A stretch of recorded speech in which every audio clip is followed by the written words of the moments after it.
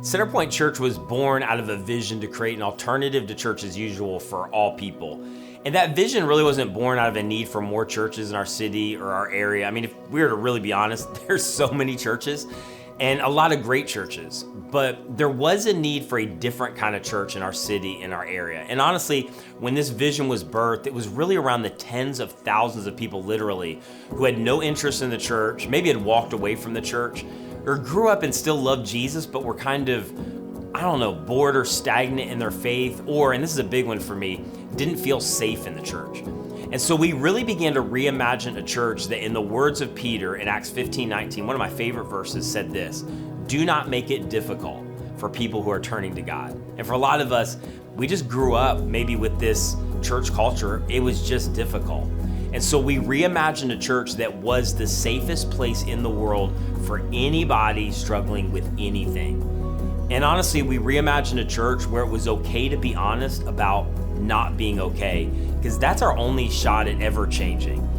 And a lot of time the church hasn't been a safe place to be honest. And we reimagined a church that would be welcoming and accessible to every person you can imagine: skeptics, cynics, gay, straight, transgender, white, black, Republican, Democrat, or whatever category you want to come up with, because the message of Jesus is for all people, and the church has to reflect that. We are the body of Christ. And then we reimagined a church that was about inviting people to follow Jesus rather than just modify their behavior or do these three things, or hey, if you change this, you can come. The message of Jesus was just, no, just come and I can change you. And we reimagined a church that would define spirituality not by how much you know or how well you talked or how well you prayed, but how well you loved one another, the chief commandment of Jesus. And we reimagined a church for children and students that they would love, where they were empowered, not as some kind of periphery part of the church, but empowered to be culture shapers in this generation. And in a lot of ways, centering our church around that, because it's such a big deal. And then we reimagined a church that empowered women the way Jesus did, to pastor, to lead, to teach, to preach. We reimagined a church that would dream big, would have bold faith, and that we would take risks, which we've had to do from the very beginning. I think it's why we're here as a church. God has always called us to step out in faith as Centerpoint, and we believe that because we serve a God of resurrection. It's worth dreaming big and being bold. And then we reimagined a church that would be irrationally generous toward the least of these in our community. We reimagined a church that would do anything in our power to lead people to the life and the freedom that I believe is only found in Jesus. That's the point of why we exist. And we reimagined a church where you could belong even before you believed or knew all the stuff, or maybe you never got to the place you knew all the stuff. But the invitation of Jesus was, I want you to follow me. And that's what the church should reflect. And so come on, we didn't reimagine a perfect church, because that's the point. We aren't perfect, Jesus is, we're his church, but when the church movement is about Jesus, he is such a skilled architect. He'll take broken, busted up, dysfunctional people, which at some level all of us are, and he will create a city-shaping movement out of those people.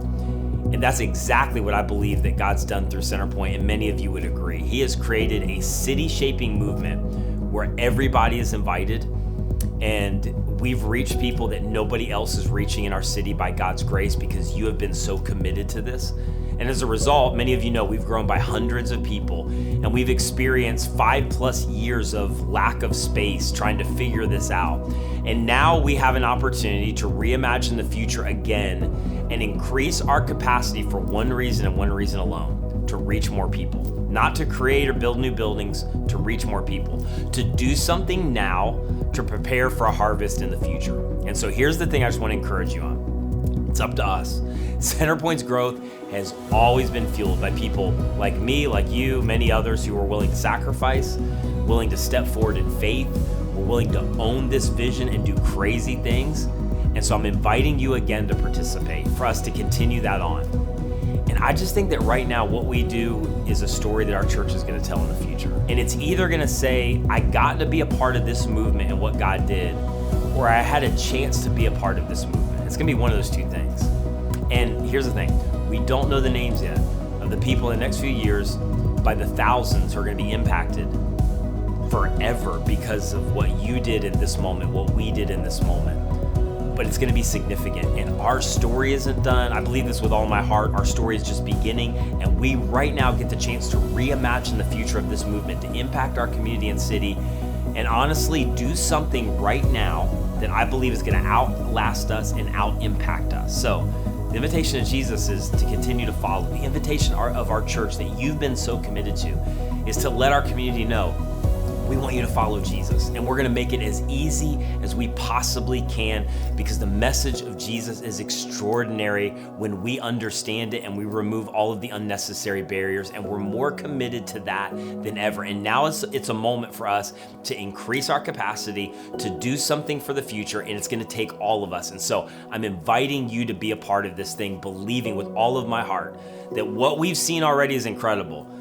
But what's in front of us, I think God's gonna do more than we ever imagined, and the best really is in front of us. So let's do this together, let's sacrifice, let's step in faith, and let's watch what God does.